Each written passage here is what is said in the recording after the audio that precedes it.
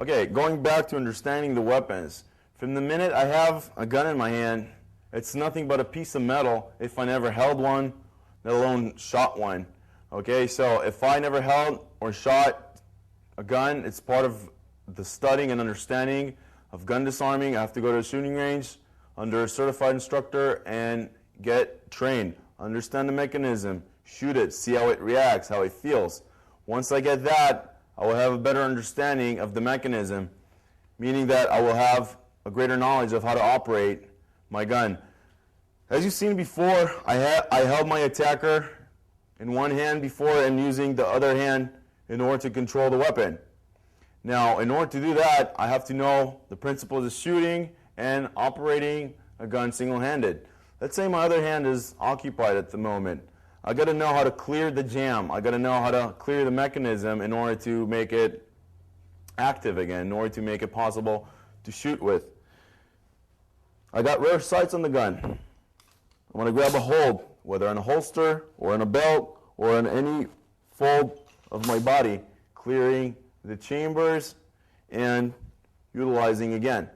Now, in any case of malfunction, whether my hand is injured or preoccupied, I have to go in certain position to release magazines, reload magazines, recock the weapon, and utilize it in any way or any threat, eliminate any threat that might come in my way.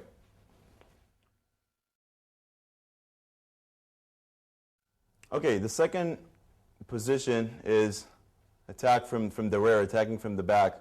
It's a very dangerous position because now I cannot really see fully my attacker.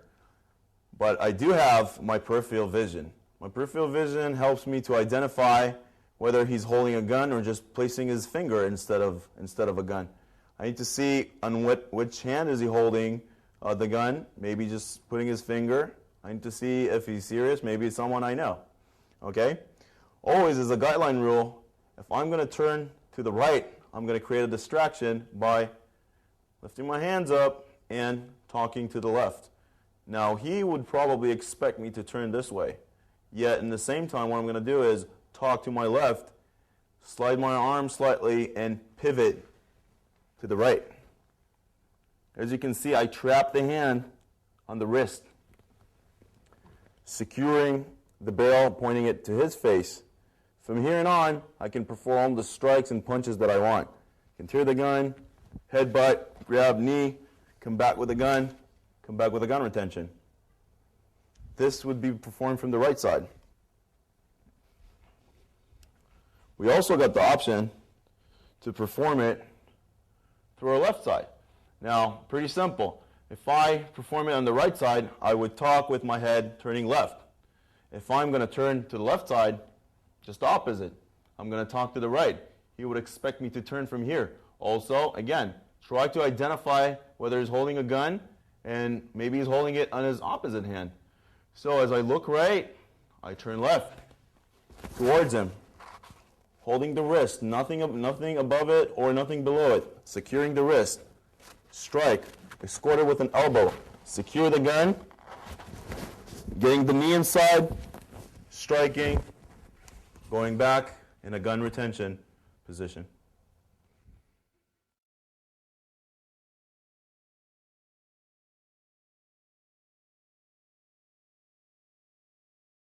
Okay, let's talk about a very important subject as part of, we got the technical part.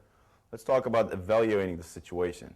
Evaluating the situation is pretty much understanding the state of mind of your attacker, to realize your own state of mind, because a gun threat is not any bar fight or just a brawl or someone pushing you. It's an immediate, crucial, life-threatening situation. It's something that it's either you get out of or not, pretty much 50-50. That's why it's really important to evaluate your attacker's situation, his state of mind. Maybe someone pulls a gun at you. Hey, give me your money, give me your wallet, give me your watch. You give it to him. Sometimes it's just not worth the fight. You know, everything can be replaced. Your life cannot be replaced. If your life is in danger, if your loved one's lives are in danger, then you got to operate.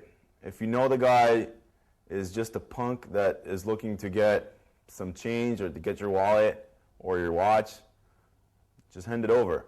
If you see that the guy has got serious intentions, such as a terrorist attack, or the guy is really determined to kill you or create you any serious bodily harm, you don't operate, you do not think, you operate.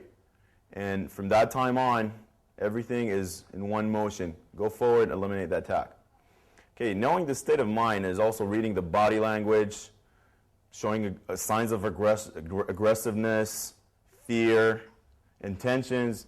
Maybe the guy, like I said, maybe the guy is not wanting to kill you. Usually people that are held at gunpoint are pretty much want something from you. In most cases, they want to take something from you. They don't want to take your life. Therefore, you got to evaluate the situation properly. For example, if I'm stressed out or if I'm aggressive towards my attacker, that's why I told you, get your hands up. Don't get in a fighting position and don't get aggressive with your attacker because he might retaliate and more aggressive coming out of fear. A lot of psychology is involved with that. We're not getting into that aspect. But pretty much what we want to maintain is calmness. I want to be calm as much as I can be when a gun with a live round inside is held to my head or my body. I want to stay calm. I want to remember my training. Therefore, it's really crucial we go through the technique and train a lot. Train them and go over them and over and over and over until they're in our muscle memory, and we just operate those technique, perform the technique, and execute them like they are second nature, like a reflex to us. I got to maintain calm. You can go through practice 1,000 times, but when it really comes to that, you have to stay calm and remember that there's only one shot. There is no second chance here. Also, we got to identify, like I said, signs of aggressiveness with our attacker.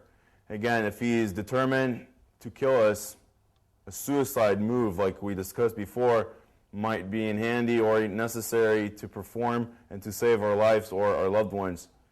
If not, let him go with the technique. Let him go with the money, with the wallet. Perform the technique, and keeping the technique only for last resort. If I don't have any option, if everything else fails, maybe I can talk him out of it. Maybe I can just cooperate and save my life. If everything else fails, this is where those techniques are come in handy. That's why they're very risky techniques, but they've been proven to work in most cases. There's never 100%, but in most cases, if executed properly, if staying and remaining calm, you might have a very good chance of saving your life from a gun attack, a robbery, any weapon, assault, or intention to harm you.